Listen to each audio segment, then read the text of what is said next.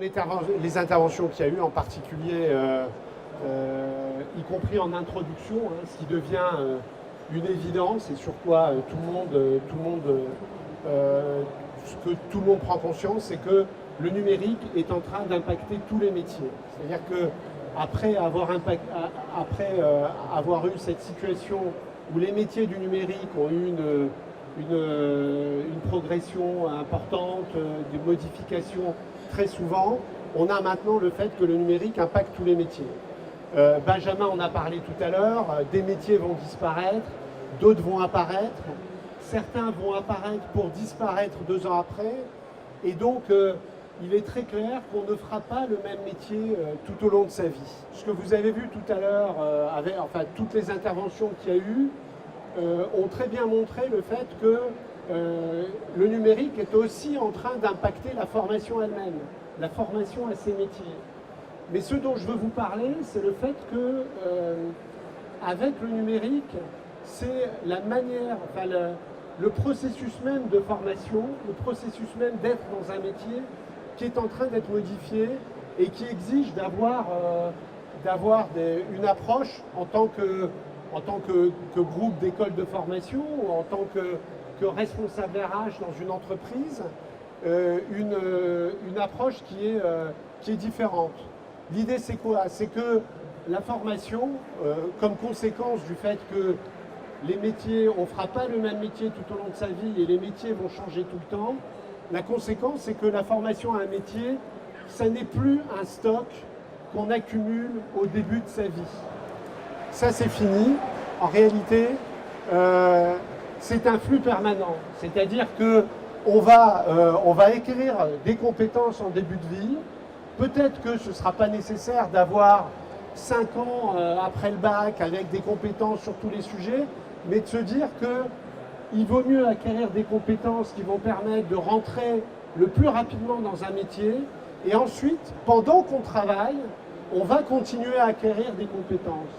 Et donc, et surtout, ce qu'il faut comprendre, c'est que l'acquisition de ces compétences fait que certaines des compétences qu'on avait acquises sont remplacées par d'autres et qu'à un moment donné, on va voir, notre métier lui-même et les compétences donc que nous avons pu acquérir pour le faire vont se transformer. L'idée, c'est de se dire de quelle manière, et ça c'est un peu, on pense, le rôle à la fois des directions RH des entreprises, mais aussi des écoles de formation, de se dire on n'est plus dans la situation où on forme quelqu'un et puis au revoir, il va travailler quelque part et puis on n'a plus de relation avec lui. Nous, ce qu'on est en train de construire d'ailleurs à Webforce 3, c'est que on les forme et ensuite on les suit tout au long de leur vie pour les aider en permanence à se mettre à jour dans les compétences qui sont changeantes, hein, en particulier si on prend les métiers du numérique, si on prend par exemple Angular, on était il y a 2 ans sur Angular 1, maintenant on est à Angular 5, donc il y a besoin comme ça, on pense, l'idée c'est que c'est 6 mois, 1 an, les compétences se modifient de manière importante, c'est des compétences techno et des compétences plus fondamentales, on dit que l'obsolescence des compétences est à peu près de 2 ans. Donc l'idée c'est d'être en capacité de proposer des formations qui vont permettre à quelqu'un d'être toujours dans l'emploi, d'être toujours compétent dans son métier, mais aussi d'avancer de façon à ce que au moment où il a besoin de faire un saut dans son métier, on puisse lui proposer de revenir sur une formation un peu plus longue. Et ensuite, et c'est ça l'idée un peu de ce changement de couleur de ce tas de compétences, c'est qu'à un moment donné, avec ces changements de compétences, il va être capable de pivoter vers un autre métier si son métier disparaît. Voilà un peu le principe sur lequel on pense qu'il faut travailler. Et donc l'idée, c'est que c'est l'idée maintenant généralement admise par tous les professionnels RH ou de la formation, etc., c'est de dire que maintenant, il faut apprendre à apprendre. Il faut savoir mobiliser toutes les façons de se former. Et Et on l'a vu dans les exposés qui ont été faits, avec Open Classroom, en ligne, avec du gaming. Enfin, maintenant, il va y avoir une multitude de propositions pour se former de toutes les sortes possibles. La question qui est posée, et c'est aussi une question fondamentale, c'est que dans ce processus où des métiers vont disparaître, d'autres vont apparaître, ceux qui ne seront pas créatifs, agiles, capables de changer de métier tout le temps, de se remettre en cause, de se former en permanence, risquent de rester sur le bas-côté. Et nous, on pense que c'est un enjeu très important de la période qui vient.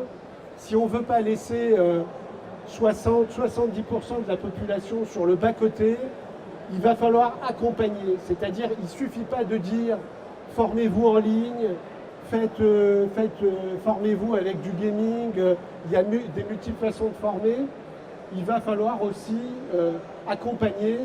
Et l'accompagnement, c'est de l'accompagnement qui a une dimension sociale, qui a une dimension de rencontre. Et donc là, nous, on pense que le blended learning, c'est-à-dire le fait d'allier la formation en ligne avec du présentiel, c'est très important si on ne veut pas laisser de côté une grande partie de la population. Voilà un peu ce que je voulais vous dire.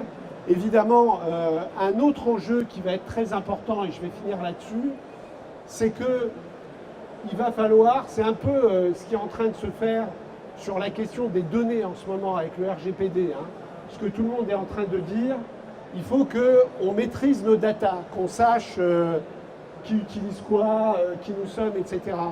Eh bien, il va falloir que les gens qui travaillent, les travailleurs, les salariés, aient une vraie maîtrise de leurs compétences. C'est quoi les compétences qu'ils ont acquis tout au long de leur vie? Et tous